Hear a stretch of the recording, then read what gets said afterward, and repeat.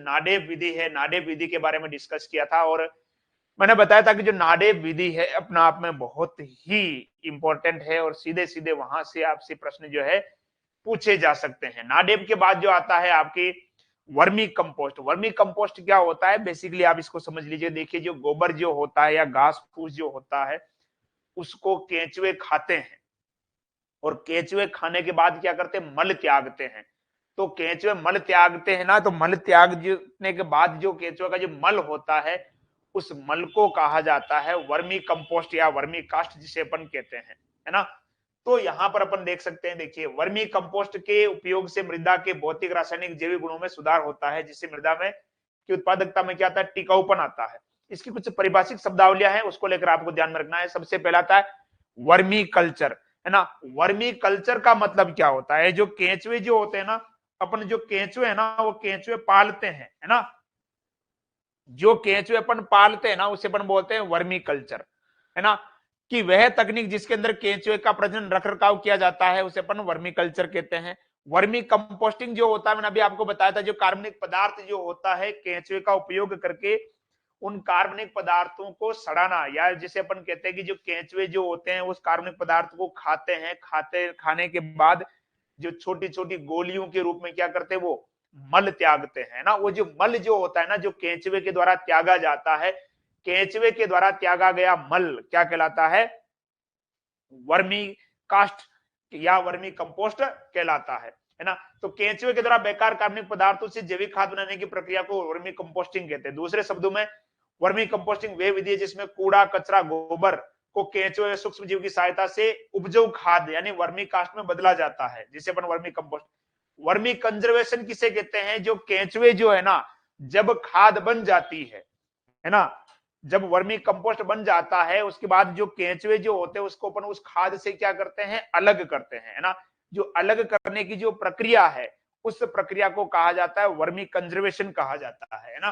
तो यहां से आप देख सकते हो वह प्रक्रिया जिसमें केंचुओं को वर्मी कंपोस्ट से अलग किया जाता है ना। केंचुए के अपशिष्ट मल, उनके कोकून, सभी प्रकार के लाभकारी सूक्ष्म जीव एवं मुख्य सूक्ष्म पोषक तत्व विभिन्न, ये तो कुछ विशेष बात नहीं है ना। वर्मी कंपोस्ट वही हो जाएगी, ठीक है। अब देखिए इसमें एक ये आपको ध्यान में रखना है कि इसका जो संगठन है वो क्या होता है। वर्मी कंपोस्ट जो होती है ना भैया, उसका संगठन क्या होता है। देखिए वर्मी कंपोस्ट में गोबर की खाद जो होती है उसकी तुलना में नाइट्रोजन, फास्फोरस, पोटेशियम जो है थोड़ी अधिक मात्रा में होते हैं। नाइट्रोजन इसमें 1.75 से 2.5% होती है, फास्फोरस 1.5 से 1.8% होती है और पोटेशियम की बात करते हैं तो 1.0 से 1.5% होता है। ये चीजें डाटा थोड़ा याद रख लेना, इसकी जरूरत पड़ सकती है। इसमें प्रतिजैविक गुण जो होता है यानी एंटीबायोटिक गुण जो होता है अधिक होता है। मृदा की खाद की तुलना में ये उपजाऊ क्षमता को ज्यादा बढ़ाता है। टिकाऊपन जो है मृदा के अंदर क्या आता है, ज्यादा आता है। और ये जो मुख्य रूप से इस तरह का जो काम करता है वो करते हैं केंचुए करते हैं। कौन करते हैं, केंचुए, है ना। भारत में अगर अपन देखें तो केंचुए की लगभग 350 प्रजातियां पाई जाती है और पूरे विश्व की अगर अपन बात करें तो पूरे विश्व में लगभग 2500 से 3000 केंचुए की प्रजातियां पाई जाती है। आपको सबसे ज्यादा जो याद रखने वाला जो केंचुआ है उसके बारे में भी अपन बात करेंगे, क्योंकि आपसे जो प्रश्न पूछा जाएगा ना वो राजस्थान के संदर्भ में पूछा जाएगा कि राजस्थान के संदर्भ में केंचुए को लेकर ज्यादा प्रश्न पूछ सकते हैं। तो केंचुए की जो जातियां हैं उसके बारे में बात करते हैं। सबसे पहले जो आता है वो आता है एपीजी के, ना। ये भूमि में 1 मीटर की गहराई तक रहते हैं और कृषि अपशिष्ट को अधिक खाते हैं, है ना। जो कृषि उत्पाद होता है उसको क्या करते हैं, ये ज्यादा खाते हैं, है ना। और वर्मी कंपोस्ट बनाने पर इन्हीं केंचुए का उपयोग करते हैं, है ना। इसके एग्जाम्पल आप देख सकते हो, पेरिनिप्स हो गया, आरोसिकोली हो गया, फेरेटिमा इनगोल्टा हो गया, आइसिनिया फोइटिडा। ध्यान रखना राजस्थान में जो सबसे अधिक केंचुआ जो काम में लिया जाता है ना, जो हमारे राजस्थान की जो जलवायु है उस जलवायु के हिसाब से सबसे अच्छा जो केंचुआ माना जाता है वो माना जाता है आइसिनिया फोइटिडा। तो इसका नाम जो है ना आपको ध्यान रखना, इसी के बारे में अपने को डिटेल में पढ़नी है ना। राजस्थान की जो परिस्थितियां है, शुष्क विषम जो वायु है ना, राजस्थान के अंदर शुष्क, अपन जानते हैं राजस्थान के अंदर गर्म हवाएं बहती है।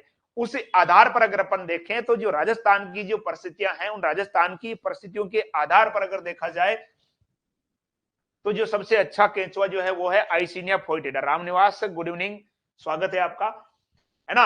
अगला जो आता है इंडोजिक, है ना। ये केंचुए भूमि में गहरी सुरंग यानी लगभग 3 मीटर से अधिक गहरी सुरंग नीचे की तरफ चले जाते हैं, सुरंग बनाकर रहते हैं। ये कृषि अपशिष्ट को कम और मिट्टी को अधिक खाते हैं, है ना। जल निकास में क्या होते हैं, सहायक होते हैं।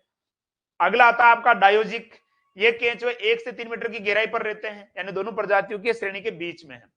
राजस्थान की परिस्थितियों से आइसिनिया फोइटिडा प्रजाति जो है सबसे उपयुक्त मानी गई है। मैंने आपको बताया ना अभी जो सबसे अधिक उपयुक्त है। देखिए इस केंचुए की लंबाई जो होती है 3 से 4 इंच और वजन जो होता है इसका आधे से 1 ग्राम, या तो आधा ग्राम होगा या फिर 1 ग्राम इसका वजन होता है। लंबाई जो होती है इस केंचुए की 3 से 4 इंच होती है। ये लाल रंग के होते हैं। 90% कार्बनिक पदार्थ और 10% क्या खाते हैं, मिट्टी खाते हैं। तापमान, नमी और खाद्य पदार्थों की उपयुक्त परिस्थितियों में केंचुए 4 सप्ताह में वयस्क होकर, यानी बड़ा होकर 1 महीने में 4 सप्ताह में वयस्क होकर प्रजनन करने यानी बच्चे पैदा करने योग्य हो जाता है। एक केंचुआ जो है 1 सप्ताह में लगभग 2 से 3 कोकून देता है और एक कोकून से 3 से 4 अंडे निकलते हैं। ध्यान रखना है, एक सप्ताह में 2 से 3 अंडे देता है और एक कोकून से बच्चे की अंडे की अगर अपन बात करते हैं तो 3 से 4 अंडे निकलते हैं। इस तरह से लगभग 6 महीने में एक केंचुआ 250 केंचुए पैदा कर देता है ना। एक ही जो ये बात कर रहे हैं अपन किसकी, जो आइसिनिया फोइटिडा है उसकी बात कर रहे हैं। किसकी बात कर रहे हैं, आइसिनिया फोइटिडा की बात कर रहे हैं। ठीक है, अब बात आता है कि इनका जो उपयोग है, या इसे अपन कह सकते हैं कि जो वर्मी कंपोस्ट अपन बना रहे हैं वो किस तरह से बनाएंगे, है ना। वर्मी कंपोस्ट बनाने का जो तरीका है वो कैसा रहेगा। ठीक है, सीधा सा है। सबसे पहले तो आपको एक ऐसी जगह का चयन करना है जो भूमि स्थल से थोड़ी ऊपर की तरफ हो और छाया हो, है ना, धूप नहीं हो। ज्यादा धूप के अंदर केंचुए जो अच्छे से वृद्धि नहीं कर पाते हैं, तो जगह जो होनी चाहिए वो कैसी होनी चाहिए, छायादार होनी चाहिए। छायादार जगह होगी तो वहां पर केंचुए जो है ना वो अच्छी वृद्धि कर पाएंगे। देखिए तो वर्मी कंपोस्ट बनाने के लिए ऐसे स्थान का चुनाव करते हैं जो ऊंचा हो, है ना। मैंने कहा था ना भूमि तल से थोड़ा ऊंचा हो, जहां पे पानी नहीं जाए, है ना, थोड़ा ऊंचा हो, छायादार हो। छाया नहीं होने की स्थिति में वर्मी बेडिया छप्पर डालते। छपरा तो जब भी जानते हैं ना, घास फूस का अपन डालते ना, टीन शेड बना सकते हो या घास फूस डाल सकते हो ऊपर, है ना, पशु के लिए अपन बना के रखते हो, वैसे छप्पर डालकर छाया कर देनी चाहिए। क्योंकि केंचुए अधिक प्रकाश की आवश्यकता नहीं होती है, ज्यादा प्रकाश में केंचुए जो है वृद्धि नहीं कर पाएंगे। केंचुए जो है अंधेरे में अधिक क्रियाशील होते हैं और इनके जो टेम्परेचर जो चाहिए वो चाहिए लगभग 25 से 30 डिग्री सेल्सियस, है ना। और नमी चाहिए कितनी, 30% नमी चाहिए। इस हिसाब से अपन इस नमी को बनाए रखने के लिए क्या करते हैं, अपन नमी को बनाए रखने के लिए अपन ये कर सकते हैं, उसमें समय समय पर क्या कर सकते हैं, पानी का छिड़काव कर सकते हैं, है ना। नमी को बनाए रखने के लिए अपन समय समय पर क्या कर सकते हैं, पानी का छिड़काव कर सकते हैं। वर्मी कंपोस्ट बनाने के लिए एक तो क्यारी की लंबाई जो है, जो अपन क्यारी बनाएंगे, थोड़ा जो खड्डा जो खोदेंगे 40 से 50 फीट चौड़ी और 3 से 4 फीट जो है, सॉरी लंबाई जो है 40 से 50 फीट और चौड़ाई जो है 3 से 4 फीट रखते हैं, है ना। लंबाई चौड़ाई का कोई नियम नहीं है, आप अपनी आवश्यकता के अनुसार इसको बढ़ा घटा भी सकते हैं, ऐसा कोई सिस्टम नहीं है ना, टेंशन वाली बात नहीं है। ठीक है, परंतु कंपोस्ट तैयार करने पर उसको एकत्र करने की सुविधा के लिए 4 चौड़ाई फीट, यानी ताकि अगर आप अंदर नहीं उतरना चाहते हो, है ना, तो उसको चौड़ा इतने रखे ताकि आप बाहर खड़े होकर, है ना, जैसे मान लो ये क्यारी है तो इधर से भी आप कंपोस्ट ले सकते हो, इधर से भी कंपोस्ट ले सकते हो, आपको अंदर उतरने की आवश्यकता नहीं पड़े। इसके लिए ज्यादा बेटर रहता है कि 4 फीट तक रखेंगे चौड़ाई, तो कोई आपको अंदर उतरने की आवश्यकता नहीं होगी, है ना। और आप चाहो तो एक छप्पर के नीचे एक से अधिक क्यारी भी आप बना सकते हो। क्यारी में मामूली थोड़ा सा सड़ा हुआ भूसा, भूसा तो आप सभी जानते हो ना, घास फूस जो होती है ना, खाकला जिसे अपन बोलते हैं ना, खाकला, है ना, भूसा, तिनके, कड़बी, है ना, कड़बी जानते हो, कड़प जिसे अपन कहते हैं ना, जो आपके अभी मक्के की जो फसल है, मक्के की फसल जो सूख जाती है, सूखने के बाद जो बचते हैं डंठल, कड़बी, है ना, जूट आदि की सतह से 3 इंच मोटी की क्या बना देते हैं, नीचे बिछौना बना देते हैं नीचे। ठीक है, बिछावन को पानी से क्या कर देते हैं, नम कर देते हैं, पानी का छिड़काव करके उसमें क्या बना लेते हैं, नमी बना लेते हैं, नम कर दिया जाता है। इस बिछावन में 2 इंच मोटाई की एक परत कंपोस्ट या फिर गोबर की डालते हैं, है ना। सबसे पहले 3 इंच नीचे घास फूस डालेंगे, उसके ऊपर उसको थोड़ा पानी छिड़क कर क्या कर देंगे, नम कर देंगे, और उसके बाद लगभग 2 इंच मोटी क्या करेंगे, गोबर की एक परत डालेंगे। ठीक है, और उस गोबर की परत पर क्या डालते हैं अपन, केचुए डाल देते हैं, या केचुए के कोकुन डाल देते हैं, केचुए डाल देते हैं। ठीक है, और फिर उस केचुए के ऊपर बिल्कुल हल्की हल्की सी परत क्या क्या डाल देते हैं, थोड़ा सा और गोबर और डाल देते हैं, थोड़ा सा क्या डाल देते हैं, गोबर और डाल देते हैं, है ना, सड़ा हुआ गोबर डाल देते हैं। और लगभग इस प्रकार से उसको ढकते ढकते 1.5 फीट तक कर देते हैं और थोड़े दिन तक उसको क्या कर देते हैं, छोड़ देते हैं। नमी बनाए रखने के लिए मैंने आपको बताया था कि समय समय पर क्या करते रहते हैं अपन, पानी का छिड़काव करते रहते हैं ताकि नमी जो है उसके अंदर बनी रहे, है ना। नमी बनी रहेगी तो केंचुए जो है ना वृद्धि जो है जल्दी जल्दी करेंगे। अगर ठीक ठाक रहा, किसी प्रकार की कोई समस्या नहीं है, तापमान आप संतुलित रखते हो, नमी संतुलित रखते हो, तो लगभग 2 महीने के बाद आपकी जो कंपोस्ट या वर्मी कंपोस्ट जो है तैयार हो जाएगी। तो उचित परिस्थितियों में वर्मी कंपोस्ट 60 दिन यानी 2 महीने में बनकर तैयार हो जाती है। वर्मी कंपोस्ट तैयार हो जाने पर उसका पानी का छिड़काव क्या कर देते हैं, बंद कर देते हैं। पानी का छिड़काव बंद कर देंगे तो जो केंचुए जो होंगे वो वर्मी कंपोस्ट से निकलकर साइड में आ जाएंगे, है ना, क्योंकि आपको आगे भी तो करना है ना। ऐसे नहीं कि मान लो कि आप उसको भर के सीधा खेत में डाल दे, केंचुए को भी खेत में ले जाके डाल रहे हो तो मूर्खता हो जाएगी। तो आपको करना क्या है कि जब आपको लग जाए कि ये जो कंपोस्ट तैयार हो गया है तो फिर आपको पानी का छिड़काव बंद कर देना है। पानी का छिड़काव बंद कर देंगे तो अंदर नमी कम हो जाएगी। नमी कम होने की वजह से जो केंचुए जो है उसे बाहर निकलकर आ जाएंगे, है ना।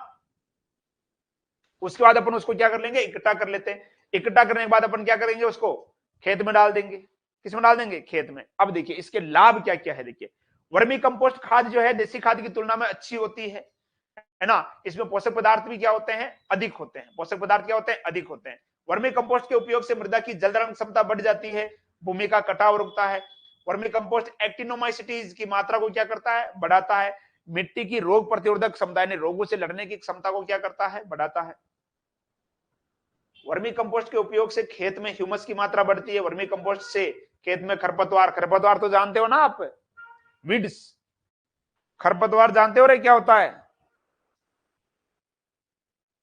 हाँ, खेतों के साथ उगने वाले अनावश्यक पौधे क्या कहलाते हैं, खरपतवार कहलाते हैं ना। बहुत सारे खरपतवार क्लास के अंदर भी तो होते हैं ना अनावश्यक, है ना। केंचुए ऑक्सिन साइटोकाइनिन नामक हार्मोन का भी क्या करते हैं, निर्माण करते हैं, जो रोग प्रतिरोधक क्षमता को बढ़ाते हैं। वर्मी कंपोस्ट टिकाऊ खेती के लिए क्या होती है, बहुत महत्वपूर्ण होती है। प्रयोग विधि सामान्य से है, कोई दिक्कत नहीं है। प्रयोग विधि जैसे आप नॉर्मल खेतों में डालते हो, देख सकते हो। वर्मी कंपोस्ट का उपयोग विभिन्न फसलों में अलग अलग मात्रा में किया जाता है। खेत की तैयारी के समय लगभग 2.5 से 3 टन प्रति हेक्टेयर की दर से अपन जुताई करके खेत में क्या कर सकते हैं, इसको मिला सकते हैं। खाद्यान्न की अगर अपन बात करें, जो फसलें जो होती है उसमें 5 से 6 टन और सब्जियों में 10 से 12 टन के हिसाब से उपयोग में लेते हैं। ठीक है, ये कोई फिक्स नहीं है, या प्रयोग की मात्रा आप अपने हिसाब से कर सकते हो ना, इसमें से प्रश्न नहीं पूछेगा, टेंशन मत लो। ठीक है, अगला आता है जैव उर्वरक, बायो फर्टिलाइजर, है ना। इसमें जो सबसे इंपॉर्टेंट है भैया वो है एजोला। एजोला और माइकोराइजा, इन दोनों को आपको अच्छे से तैयार करना है।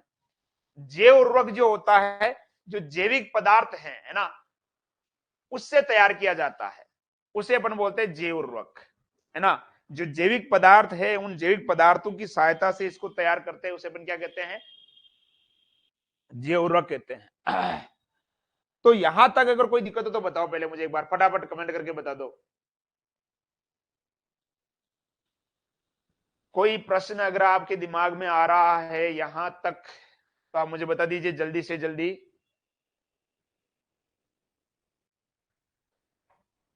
पूजा को दिक्कत नहीं है, अंकित को दिक्कत नहीं है, राहुल को दिक्कत नहीं है,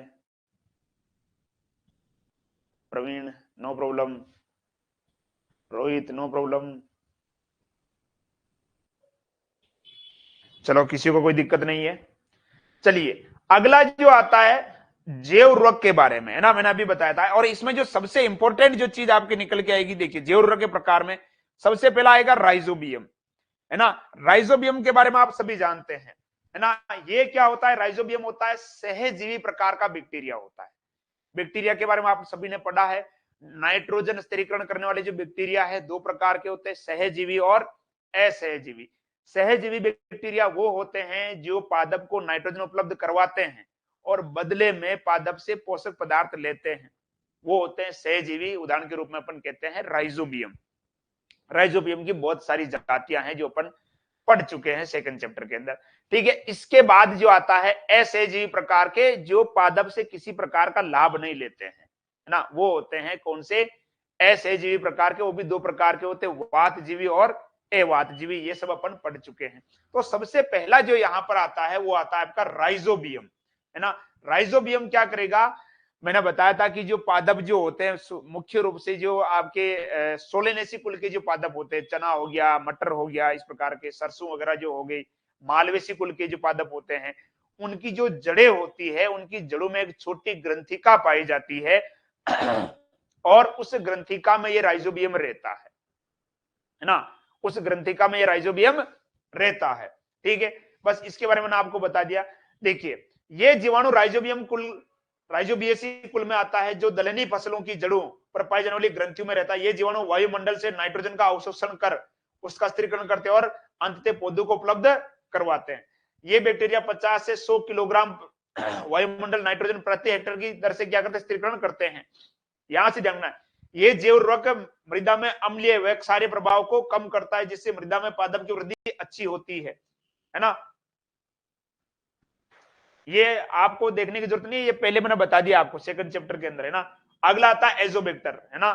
ये जीवाणु एक्सोबैक्टीरियसी कुल में आता है। ये स्वतंत्र रूप से मृदा में रहते हैं और वायुमंडल से नाइट्रोजन ग्रहण कर उसका स्थिरीकरण करते हैं। इस जैव उर्वरक का प्रयोग गेहूं, जौ, मक्का, सब्जी आदि में किया जा सकता है। एजोबैक्टर के प्रयोग से 10 से 20 किलोग्राम प्रति हेक्टेयर की दर से नाइट्रोजन की क्या कर सकते हैं, अपन बचत कर सकते हैं, है ना। ये ज्यादा कोई विशेष नहीं है, जहां से मैं आपको बताऊंगा। अगला है एजोस्प्रिलम। ये जीवाणु स्प्रिलेंसी कुल में पाया जाता है। ये जीवाणु राई, बाजरा, ज्वार पौधों की जड़ों के साथ रहता हुआ पाया जाता है। ये वृद्धि नियामक पदार्थों को भी उत्सर्जित करता है। ये पर्णहरित की मात्रा को भी बढ़ाता है। इससे पौधों की वृद्धि भी अच्छी होती है और गहरा हरा रंग होता है। ये पौधों की जड़ों में माइकोराइजल इन्फेक्शन को क्या करता है, बढ़ाता है। ठीक है, प्रयोग की विधि ये ध्यान रखना कैसे काम में लेंगे। देखो जो जैव उर्वरक है इसका प्रयोग कैसे किया जाता है। सबसे पहला आता है बीज उपचार। जो मैं बता रहा हूं ना बेटा, उसको ध्यान में रखना है। ठीक है, बीज उपचार की बात करेंगे। देखिए इनका जो पैकेट आता है ना वो 250 ग्राम का आता है। ध्यान रखना, पहले तो कितने का आता है, 200 ग्राम का, सॉरी, है ना। और जो जैव उर्वरक का जो पाउडर होता है ना उसे कहा जाता है कल्चर, है ना। जैव उर्वरक जो होता है उसका पाउडर क्या कहलाता है, कल्चर। समझिएगा ध्यान से, जैव उर्वरक का पाउडर क्या कहलाता है, कल्चर कहलाता है। और एक पैकेट जो आता है वो आता है 200 ग्राम का आता है। कितने का आता है, 200 ग्राम का। तो देखिए बीज उपचार, बीज का उपचार कैसे करेंगे। सबसे पहले क्या करेंगे, 1.5 से 2.5 लीटर क्या ले लेंगे, पानी ले लेंगे। और उस पानी को गर्म करके उसमें गुड़ मिलाकर घोल तैयार कर लेते हैं। पानी लेना है, पानी को क्या करना है, गर्म करना है और उसमें थोड़ा क्या मिला देना, गुड़ मिला देना है। क्या मिला देना है, गुड़ मिला देना है। ठीक है, घोल के ठंडा होने पर उसमें 600 ग्राम यानी 3 पैकेट दिख रहे हैं ना, यहां पर आप देख सकते हो, यहां पर 600 ग्राम यानी 3 पैकेट, है ना। तो एक पैकेट कितने का हो गया भैया, 200 ग्राम का हो गया ना। उसमें आप देख सकते हो ठंडा होने पर उसमें 600 ग्राम यानी 3 पैकेट कल्चर। कल्चर का मतलब क्या हो गया, पाउडर। जो जैव उर्वरक होता है ना, थैली का जो पाउडर होता है वो पाउडर उसमें मिलाते हैं। 1 हेक्टेयर के लिए उपयोग में लाए जाने वाले बीजों को फर्श पर क्या कर देते हैं, पॉलिथीन की शीट ले लेते हैं। उस पॉलिथीन की शीट पर, है ना, बीजों को बिखेर देते हैं और इस बीजों पर क्या करते हैं, इसका छिड़काव करते हैं। तो समझो सीधा, सबसे पहले क्या करना है, आपको एक बाल्टी लेनी है। बाल्टी में 1.5 से 2.5 लीटर क्या ले लेना है, पानी ले लेना है। पानी को क्या करना है, गर्म करना है। गर्म करने के बाद उसमें क्या डालना है, गुड़ डालना है। जब गुड़ उसके अंदर अच्छे से घुल जाए यानी एक लय तैयार हो जाए, गाढ़ा गाढ़ा वो हो जाए, तो उसको क्या करना है, ठंडा करना है। ठंडा करने के बाद आपको 3 पैकेट लेने हैं। ठीक है, 3 पैकेट को फोड़कर उसके अंदर डालना है और उसको फिर से अच्छे से क्या कर देना है, हिला देना है। हिला देने के बाद क्या करना है, जो आपका नीचे जो फर्श है, फर्श पर आप पॉलिथीन बिछा सकते हो, प्लास्टिक शीट कुछ भी रख सकते हो जिससे बीज खराब नहीं हो। रखकर उस पर क्या करते हैं, अच्छे से छिड़काव करते हैं पाउडर का, है ना। जो गोल है गोल का इस तरह से छिड़काव करते हैं कि जो पूरा जो बीज है ना उसके चारों तरफ लग जाए। वो पूरे बीज की तरफ, जैसे मान लो ये बीज है तो इसके बीज के चारों तरफ लग जाए, अच्छे से लग जाना चाहिए। ठीक है, तो पॉलिथीन शीट पर फैलाते हैं, बीजों के ऊपर कल्चर गोल को छिड़ककर भली भांति से मिला देते हैं, जिससे बीजों पर जैव उर्वरक अच्छी तरह से परत चढ़ जाए, है ना। 200 ग्राम राइजोबियम कल्चर से 10 से 15 किलोग्राम दाल के बीज को अपन उपचारित कर सकते हैं। उपचारित बीजों को छाया में सुखा देते हैं और सुखा कर उसकी क्या कर लेते हैं, बोई कर लेते हैं, है ना। तो अलग अलग पदार्थ के लिए इसके अलग अलग माप, देखो पानी की मात्रा आप अलग अलग ले सकते हो। ये देखिए रट्टा मारने वाली चीजें हैं। जैसे मान लो आप मूंग और उड़द चावल, अगर आपको इनमें उपयोग करना है तो आपको पानी लेना है लगभग कितना, 1 लीटर पानी लेना है। और गुड़ लेना है कितना, 250 ग्राम लेना है। अगर आप अरहर ले रहे हो तो अरहर के लिए आपको पानी चाहिए 1.5 लीटर, गुड़ चाहिए 300 ग्राम। चना, मूंगफली, सोयाबीन, पानी चाहिए आपको 2.5 लीटर, गुड़ चाहिए 300 ग्राम। ठीक है, अगला आता है मृदा उपचार, है ना। मृदा उपचार कैसे करेंगे, देखिए यानी जो जैव उर्वरक है इसका मृदा के अंदर छिड़काव कैसे करेंगे, इसे अपन बोलते हैं मृदा उपचार। देखो 2 से 3 किलोग्राम कल्चर को अपन क्या करते हैं 500 ग्राम सॉरी 50 किलोग्राम छनी हुई गोबर के साथ मिला देते हैं और मिट्टी में क्या कर देते हैं, छिड़क देते हैं। क्या कर देते हैं, मृदा के अंदर क्या कर देते हैं, छिड़क देते हैं। ठीक है, अगला आता है पौध उपचार, यानी पौधों का उपचार कैसे करेंगे। देखिए ये बहुत सीधा है, पौधों का उपचार कैसे करेंगे। एक बाल्टी लो, बाल्टी में क्या भर लो, पानी भर लो। क्या भर लो, पानी। ठीक है, और यहाँ पे कुछ है नहीं यार, जैसे मान लो ये बोतल ले लेता हूं मैं, एक वेस्टेज बोतल पड़ी है मेरे पास, ये इस बोतल का ढक्कन ले लेते हैं। ये मान लो बाल्टी है, दिख रहा है ना सभी को। ये मान लो क्या ले ली, बाल्टी ले ली। इस बाल्टी के अंदर क्या भर दिया, पानी, और इसमें क्या घोल दिया, कल्चर घोल दिया। अब पौध उपचार का मतलब, ये मान लो मेरे पास पौधा है, ये इसकी जड़ है, तो इसको थोड़ी जड़ों जड़ों को डुबो के रखना है ना। जड़ों को क्या करना है, 10 से 15 मिनट तक या 10 से 20 मिनट तक डुबो कर रखना है, केवल जड़ों को। ऐसे नहीं कि मान लो पौधे को अंदर डुबो के नेला दिया, ले ले, है ना। केवल जड़ों को क्या करना है, उपचारित करना है ना। जड़ों को क्या करना है, उपचारित करना है। ठीक है, तो देखो इस विधि में उन फसलों में काम में लाई जाती है जिनके पौधे तैयार कर उसका रोपण किया जाता है। एक बाल्टी में 10 लीटर पानी लेकर उसमें 4 से 5 पैकेट कल्चर मिला देते हैं और उस गोल में पौधे की जड़ों को, मैंने कहा था ना पूरा पौधा नहीं डुबोना है, केवल पौधे की जड़ों को डुबो के रखना है। 10 से 20 मिनट तक डुबो कर रखते हैं और उसकी क्या कर देते हैं, रोपाई कर देते हैं, है ना। गोल की मात्रा आवश्यकता अनुसार घटाया बढ़ा सकते हैं। ऐसा नहीं कि मान लो कि सर इसमें 10 लीटर तो हम भी 10 लीटर लेंगे। अगर आपके पास पौधे ज्यादा है, ज्यादा एकड़ में आपको पौधारोपण करना है तो आप पानी ज्यादा ले सकते हो, कम है तो कम भी ले सकते हो। कंद उपचार, कंद उपचार तो सभी जानते हैं ना, आलू लहसुन गन्ना, इनके जो टुकड़े होते हैं, है ना। आलू के बीज होते हैं क्या, नहीं होते ना, आलू को काट कर अपन बोते हैं, है ना। प्याज को सीधा बो देते हैं, लहसुन को सीधा बो देते हैं। तो जिनके कंद होते हैं यानी जिनके बीज नहीं होते, उनके टुकड़े काट देते हैं और उनको टुकड़ों को 10 मिनट तक गोल में डुबो कर रखते हैं। 10 मिनट तक क्या करते हैं, गोल में डुबो कर रखते हैं। ठीक है, अगला आता है नील हरित शैवाल। ठीक है, ये क्या करता है इसके बारे में बात करेंगे। पहले ये बताओ यहां तक कोई दिक्कत है क्या,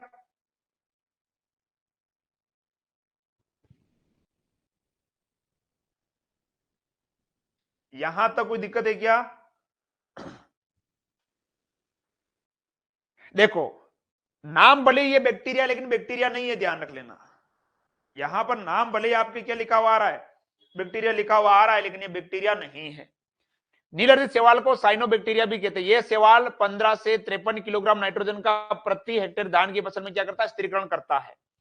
ये 15 से 20% धान की पैदावार को क्या करता है, बढ़ाता है। ये पादप नियामक हार्मोन जैसे IAA, indole acetic acid, IAA है ना, IAA होता है ना, IAA बोलते हैं इसको, कई बार इसका पूरा नाम पूछा जाता है, IAA लिख के होता है ना, इंडोल एसिटिक एसिड, IAA।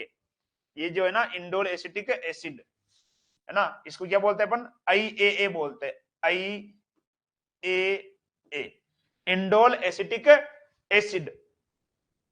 ठीक है, ऑक्सीन जिब्रेलिन पैदा करता है। इसका उपयोग धान का मतलब यहां पर चावल है, ध्यान रखना।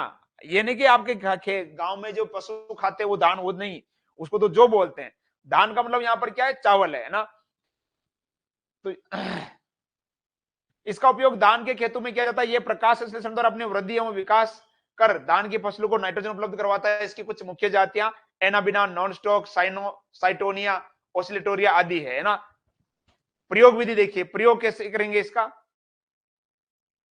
इसका उपयोग धान की रोपाई के लगभग 7 दिन बाद करते थे। जिस खेत में इसका उपचार करते हैं उसमें पानी भरा हुआ रहना चाहिए, खेत खाली नहीं रहना चाहिए, ध्यान रख लेना। चावल के लिए खेत खाली नहीं रहना चाहिए। खेत में 8 से 12 किलोग्राम प्रति हेक्टेयर की दर से नीलहरित शैवाल का क्या करते थे, छिड़काव कर देते हैं।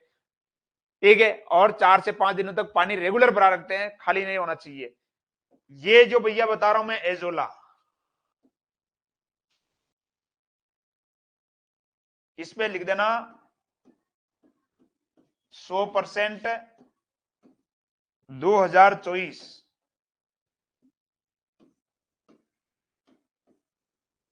आएगा ये इस बार, एजोला के बारे में कंफर्म मान के चलो।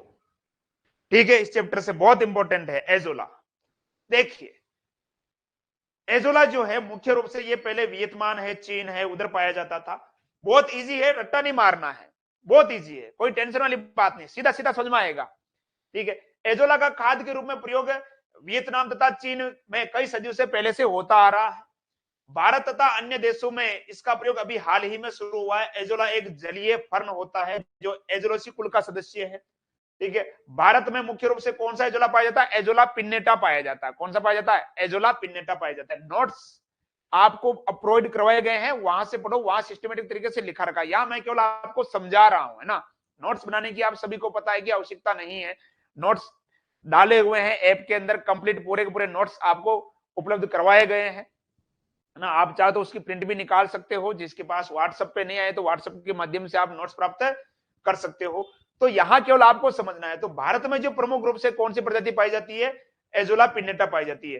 ठीक है, ये अपने भीतर नील हरित शैवाल को समेटे रखता है और जलीय पौधा है, यानी जल के अंदर पाया जाता है ना। झील, तालाब, नहरें और कहीं कहीं धान के खेतों में भी ये तैरता हुआ मिल सकता है। एजोला एनाबिना एजोली के साथ से जीवन क्रिया द्वारा रहता है ना। जो एनाबिना जो शैवाल है ना, एनाबिना शैवाल के साथ ये रहता है। ठीक है, और एक दूसरे को लाभ पहुंचाते हैं, अपन बोल सकते हैं से जीवन के रूप में ये रहता है। तमिलनाडु में कौन सा मुख्य रूप से, देखो तमिलनाडु में एजोला माइक्रोपाइला, तमिलनाडु में जो काम में लेते हैं कौन सा लेते हैं? एजोला माइक्रोफाइला जो है एजोला काम में लिया जाता है। अब इसका प्रयोग कैसे करते हैं भैया, ये बहुत इंपॉर्टेंट है। एजोला जो है इसका प्रयोग कैसे करते हैं, है ना। ये आपके बारे में दे रखा है एजोला के बारे में, है ना, कि एजोला धान की फसल में लगभग 40 से 50 किलोग्राम नाइट्रोजन प्रति हेक्टेयर की दर से स्थिरीकरण करता है और इसके प्रयोग से 3 से लेकर 38% तक धान की उपज जो है बढ़ जाती है। किसके प्रयोग से? एजोला के प्रयोग से, है ना। एजोला के प्रयोग से लगभग 3 से 38% तक उत्पादन बढ़ जाती है। एजोला प्रतिदिन 1 से 1.5% किलोग्राम नाइट्रोजन स्थिरीकरण करता है और 20 से 25 दिन के अंदर इससे प्रति हेक्टेयर 20 से 40 किलोग्राम नाइट्रोजन प्राप्त हो जाती है। प्रयोग विधि देखिए, सीधी सीधी है, कुछ नहीं करना है। देखो, एजोला का प्रयोग धान में या धान के खेत में रोपाई से पहले या हरी खाद देने के रूप में भी अपन कर सकते हैं। ठीक है, पहली जो विधि है, अगर आप रोपाई से पहले कर रहे हो, यानी धान का जो पौधारोपण कर रहे हो ना, धान के पौधारोपण से पहले कैसे करेंगे? देखो, पहली विधि में इसका प्रयोग केवल उन्हीं क्षेत्रों में संभव है जहां रोपाई से पहले पर्याप्त पानी हो। भाई राजस्थान के अंदर तो काम में आ ही नहीं सकता, आप सभी को पता है। क्यों नहीं भाई? हमारे यहाँ पर पानी नहीं है, कहां से आएगा पानी? चाहिए ना मुन्ना, मेरा गला जाम हो गया यार। ठीक है, ठीक है, तो राजस्थान के अंदर तो ये भूल जाओ भैया, हमको तो बस की बात ही को नहीं। अच्छा, पानी नहीं है, क्या करेंगे? ठीक है, गुजरात, महाराष्ट्र जो जहां पे पानी फुल है, तो हम तो पढ़ सकते हैं और क्या कर सकते हैं, है ना। तो प्रथम विधि में इसका प्रयोग केवल उन्हीं क्षेत्रों में संभव है जहां रोपाई के पहले पर्याप्त पानी उपलब्ध हो। खेत को छोटी छोटी क्यारियों में बांट देते हैं। छोटी छोटी क्यारियों में बांटने का कारण यह है कि हर जगह पे पानी आसानी से पहुंच जाए, कोई जगह खाली नहीं रहनी चाहिए। क्यारियों में बांटकर 5 से 10 सेमी पानी भर देते हैं, है ना। क्या भर देते हैं? 5 से 10 सेमी भर देते हैं, मतलब पानी भर देते हैं। यहाँ पर लिखा हुआ नहीं समझ लेना, है ना। बांटकर 5 से 10 सेमी पानी भर देते हैं। क्यारियों में 1 से 2 टन, है ना, यानी 1000 किलो से 2000 किलो, 1 से 2 टन प्रति हेक्टेयर की दर से एजोला का छिड़काव करते हैं, डाल देते हैं। और उसमें 10 किलोग्राम सुपर फॉस्फेट प्रति हेक्टेयर की दर से 3 बराबर भागों में 3 टुकड़े करके अपन डाल देते हैं। 15 से 20 दिन बाद एजोला की एक मोटी परत बन जाती है, हरे हरे रंग का दिखाई देता है। किस रंग का दिखाई देता है अभी आपको बताऊंगा मैं, गूगल पे फोटो, है ना। 15 से 20 दिन बाद एजोला की एक मोटी परत बन जाएगी खेत के ऊपर। ठीक है, परत बन जाने के बाद पानी को निकाल देंगे, पानी पानी नीचे से निकल जाएगा, एजोला वहीं खेत में नीचे बैठ जाएगा, धरती के ऊपर जम जाएगा। पानी को निकालकर हर चला देते हैं और एजोला को मिट्टी में मिला देते हैं और उसके बाद उसमें धान रोप देते हैं। पहली विधि तो ये होगी। दूसरा कि जब धान का यानी धान की यानी चावल की बुआई आपने कर दी, है ना, रोपाई कर दी, उसके बाद कैसे लेंगे? देखो, धान के साथ प्रयोग के लिए लगभग आधा से 1 टन यानी 500 से 1000 किलो एजोला प्रति हेक्टेयर की दर से रोपाई के 1 सप्ताह बाद खेत में डाल देते हैं और 20 से 25 दिन तक एजोला की एक मोटी परत बन जाती है। है ना, मोटी परत बन जाती है और इसको मिट्टी में मिला दिया जाता है, और मिट्टी में नहीं भी मिलाए तो भी कोई दिक्कत नहीं, अपना आप मिल जाता है और फुल लाभ देता है, उसमें कोई दिक्कत नहीं है। ठीक है, क्लियर यहां तक? हाँ, ये धान के लिए है ना रामनिवास, ज्यादातर जो है ना ये धान के लिए है बेटा। एजोला है धान के लिए काम में लेते हैं मुख्य रूप से। नील हरित सेवाल जो है साइनोबैक्टीरिया, वो भी धान के लिए काम में लेते हैं, है ना। अब आपको मैं दिखा देता हूं एजोला जो है दिखता कैसा है ना।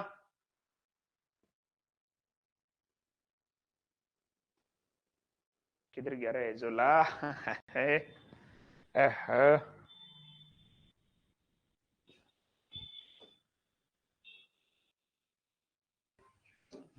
है ना, ये इस तरह का दिखाई देता है एजोला, है ना। कुछ खेतों में भी आपको दिखाते हैं ताकि आपको थोड़ा ध्यान रहे। ये जैसे इसने हाथ में ले रखा है, आप देख सकते हो एजोला कुछ इस प्रकार से दिखाई देता है ना। खेतों में इसकी तह जम जाती है, छोटा सा जलीय फर्न होता है जैसा कि आपको बताया गया था। ये खेत के अंदर है, आप देख सकते हो, ये हाथ डाल के इसको दिखा रहा है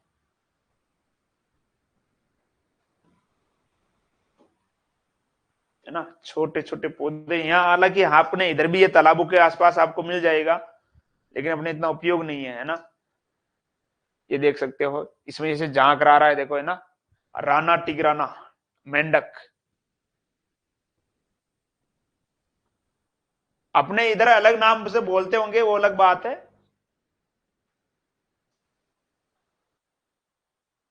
ना। जल के अंदर ऐसे होता, देख लो, ये इस तरह से तैरता है पानी के अंदर, है ना।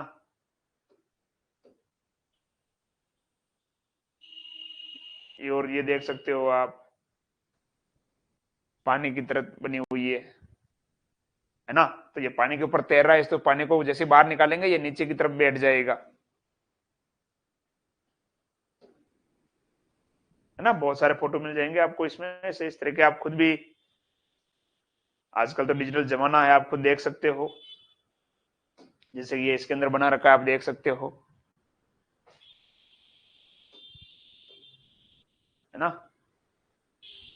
ये देख सकते हो इसमें, बोलो कोई दिक्कत है क्या?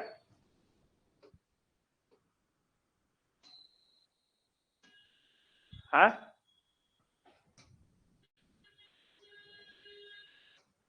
क्लियर है ना।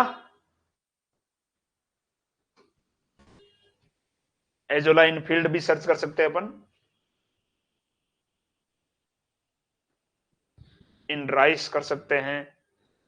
चावल के जो खेत हैं उसके अंदर आप देख सकते हो, ये चावल का जो खेत है इसके अंदर आपको दिखाई दे रहा है, ये जो जगह जगह पर जमा हुआ है ना एजोला, आप देख सकते हो। ये जो पौधे हैं इसमें, इन पौधों में जगह जगह पर आप देख सकते हो ये जमा हुआ है एजोला, आप देख सकते हो, ये है ना। ये बीच में एजोला जमा हुआ है ना। तो ये यहां से आप साफ साफ देख सकते हो। इसके अलावा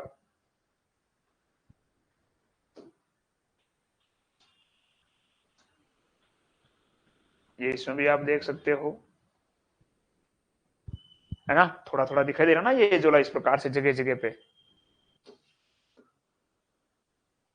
ये देखो ये बड़ा हो गया पौधा, इसके अंदर भी आप देख सकते हो ये एजोला दिखाई दे रहा है, ये साफ साफ देखो, ये है ना। ये ना, ये देखो ये एजोला है पूरा का पूरा। ठीक है, तो ये इस प्रकार से इसके अंदर होता है। ओहो,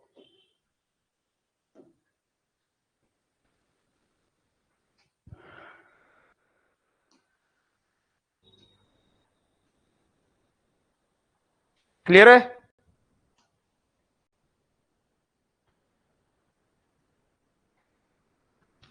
अगला आता है आपके फास्फोरस विलेय जैव उर्वरक, है ना। इसके बारे में बात करते हैं। फास्फोरस विलेय यानी जो फास्फोरस को, जो अविलेय फास्फोरस होता है, जो अघुलनशील फास्फोरस होता है, उसको घुलनशील फास्फोरस में बदलेंगे, है ना। ऐसे उर्वरक क्या करेंगे, जो अविलेय फास्फोरस होता है ना, उसको अघुलनशील को क्या करेंगे, घुलनशील में बदलेगा। क्यों बदलेगा, घुलनशील में बदलेगा। ठीक है,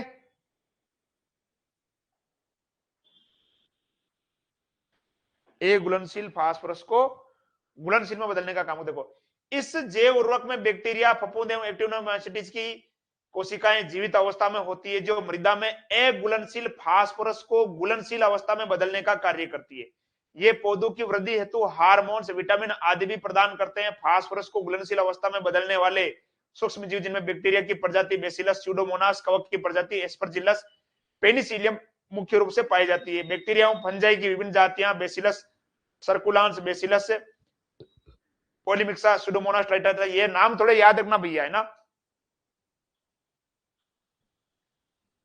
देखिए ये है आपके माइकोराइजा, है ना।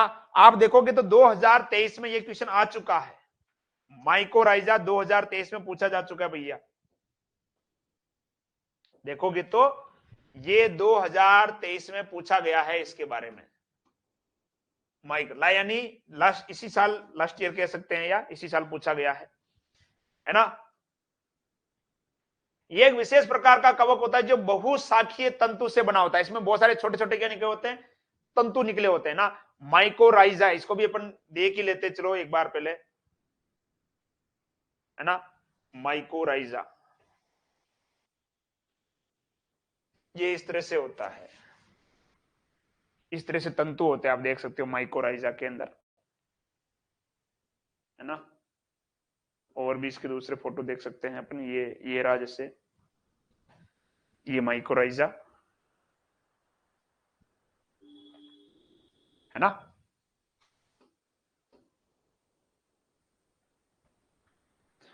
क्योंकि ये बहुत छोटा होता है इसलिए थोड़ा दिखाई नहीं देता है, पादप की जड़ों के साथ चिपका हुआ रहता है। ये देख सकते हो पादप की जड़ के साथ चिपका हुआ है ना, जड़ के साथ मिलकर जड़ को और लंबे तक गहराई में ले जाएगा। ये देखो ना, ये पादप की जड़ उसके साथ चिपका हुआ है, ये इस तरह से, है ना। ये देख सकते हो, ये इसके साथ देख सकते हो कितनी गहराई से ये जो छोटा पौधा है इसकी जड़ को बहुत गहराई तक ले जाएगा, है ना। तो जड़ के साथ ये जुड़ जाता है और जड़ की जो लंबाई है उसको बढ़ा देता है ना, जिसकी वजह से पौधे जो है अधिक गहराई से भी जल का अवशोषण कर सकते हैं। ये देख सकते हो, ये सारे के सारे जो आपको दिखाई दे रहा है ना, ये सारे के सारे तंतु, ये सब माइकोराइजा है। जितने भी जो आपको दिखाई दे रहा है ये सारे के सारे क्या है, माइकोराइजा है ना। ये आप इसमें देख सकते हो, है ना। ये जो पूरा जो जाल आपको दिखाई दे रहा है ये सारा का सारा क्या है, माइकोराइजा है। क्या है, माइकोराइजा है ना।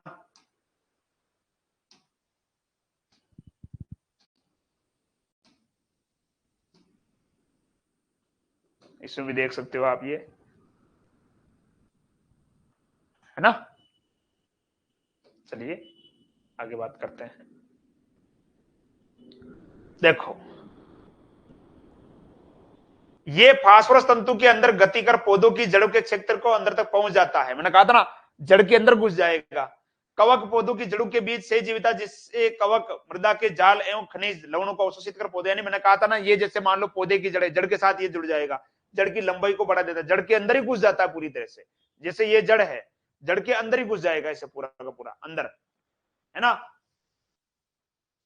अगला था वेसिकुलर आर्बस्कुलर माइकोराइजा। इसमें जो गांठ बनती है, एक क्या बनती है, गांठ, नोट्स के अंदर बना रखी है, आप देखोगे उसके अंदर, है ना। इस माइकोराइजा में कवक पौधों की जड़ों में संक्रमण करके पौधों की जड़ों की कोशिकाओं के अंदर पहुंच जाता है तथा वहां पर एक विशेष प्रकार की रचना बनाता है, जिसे अपन क्या बोलते हैं, बेसिलस कहते हैं। और एक दूसरी संरचना होती है, अर्बलसल्स कहते हैं। बेसिलस एक गुब्बारे के समान फुली हुई संरचना होती है और उसकी जो पूंछ होती है ना, उसे अपन बोलते हैं अर्बलसल्स बोलते हैं ना। जो बेसिलस जो होती है, इसको मैं आपको थोड़ा इसमें बना के बता देता हूं ताकि थोड़ा आपको आइडिया हो जाएगा बेसिलस क्या होती है। जैसे मान लेते हैं कि ये एक कोई पौधा है,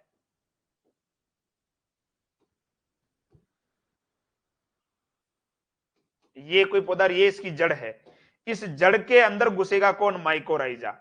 जड़ के अंदर घुस जाएगा, है ना। जड़ के अंदर घुस गया और जड़ के अंदर घुसकर एक इस प्रकार से फुली हुई संरचना बनाएगा इस तरह से। ये जो फुली हुई संरचना, इसको तो बोलेंगे बेसिलस, और इसकी जो पूंछ होगी ना, इसे बोलेंगे अर्बसल्स बोलेंगे। क्या बोलेंगे, अर्बसल्स। यानी अगर इसको जूम करके देखा जाए तो इस तरह से आपको मिलेगी ये, नोट्स के अंदर बना रखी है पूरी तरह से, टेंशन नहीं लेनी आपको। इस तरह से ये जो फूला हुआ बाघ है और ये इसकी पूंछ है, अरब सल्स कहलाती है ना।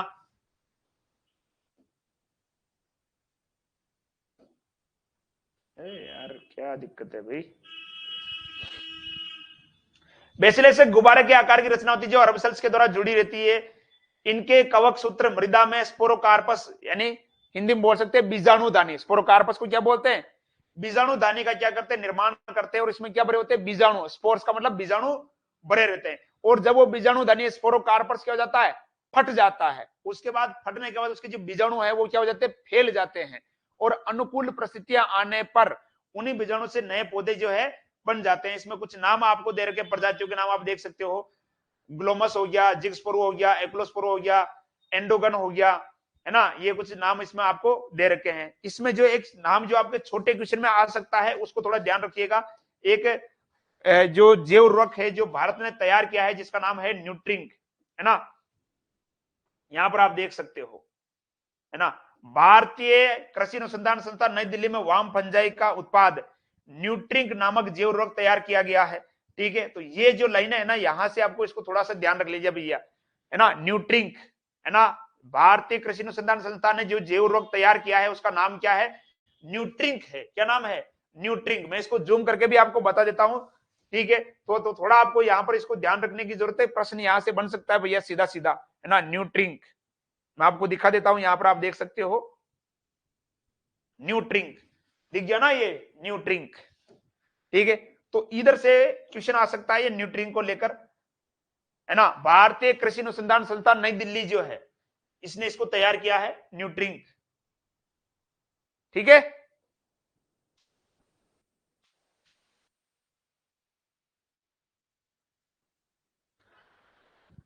अब देखो माइकोराइजा के लाभ क्या है।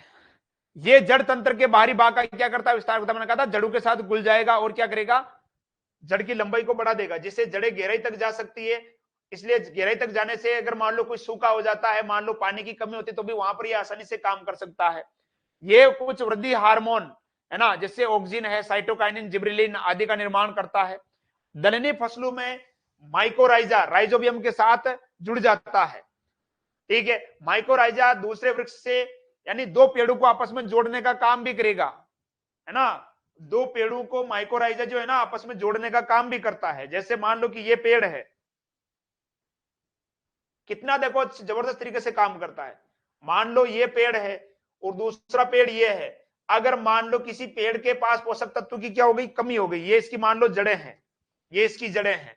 ठीक है, तो ये इन दोनों जड़ों को क्या कर देगा? माइकोराइजा जो है क्या कर देगा? आपस में कनेक्ट कर देगा इस तरह से, है ना। इस तरह से क्या करेगा? एक पौधे की जड़ को दूसरे पौधे की जड़ से क्या कर देगा? कनेक्ट, सप्लाई का काम करेगा। तेरे पास कोई कमी है, बोल क्या चाहिए? ये चाहिए, चल ले। तेरे पास क्या चाहिए? ये चाहिए, ले। दोनों को देने का काम, सप्लाई चेन का काम करता है कौन? माइक्रोराइजा। दोनों पौधों की जड़ों को क्या कर देता है? आपस में जोड़ देता है। क्या कर देता है? जोड़ देता है। ठीक है, तो है ना, माइक्रोराइजा एक वृक्ष से, एक माइक्रोराइजा वृक्ष से दूसरे वृक्ष में माइक्रोराइजल से जीविता स्थापित कर लेता है तथा दूसरे वृक्ष में पोषक तत्व की कमी होने पर यह उस तत्व को पोषक तत्व स्थानांतरित कर देता, ट्रांसफर करता रहता है। माइक्रोराइजा के कवक सूत्र में मृदा की गहराई तक फैल जाते हैं, है ना, जिससे सूखा स्थिति में भी पौधों को पानी, मैंने कहा था ना, अंदर तक चले जाएंगे, गहराई तक चले जाते हैं। ठीक है, अब जैव उर्वरक के लाभ क्या क्या देखो। जैव उर्वरक पौधों को नाइट्रोजन व फास्फोरस दोनों देते हैं। पोषक तत्वों के सस्ते स्रोत है, महंगे नहीं पड़ते, इसलिए कोई दिक्कत नहीं है। कुछ जैव उर्वरक जैसे एजोबैक्टर है, एजोला है, नीलरित शैवाल, हार्मोन, विटामिन आदि का निर्माण भी करते हैं, जिससे पौधों पर अनुकूल प्रभाव पड़ता है। इसके प्रयोग से फसल में 10 से 20% तक क्या होती है? वृद्धि होती है। कुछ जैव उर्वरक एंटीबायोटिक का भी काम करते हैं, मृदा की उपजाऊ क्षमता को बनाए रखते हैं, भौतिक संरचना में क्या करते हैं? सुधार करते हैं, विभिन्न प्रकार के पोषक तत्व जो है मृदा को उपलब्ध करवाते हैं। ठीक है, बोलो यहां तक कोई दिक्कत है क्या? सावधानी आप